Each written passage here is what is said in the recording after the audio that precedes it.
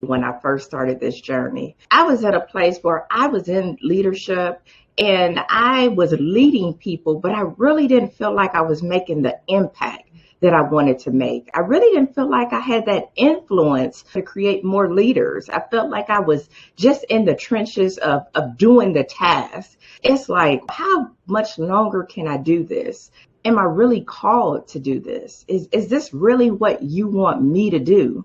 I never thought telling my story or encouraging women and leaders and children all around the world until I had that conversation, and I left with hope that I am able to come up with the right words to be able to share the story and tell it in a way that it really gives that impact where people can connect with.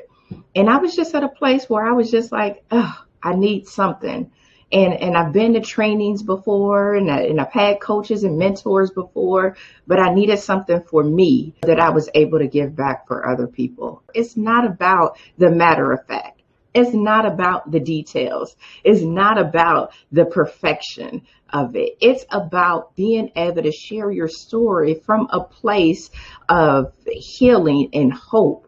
I have the power to change the narrative. I have value to give to the next generation, and they need to hear my story.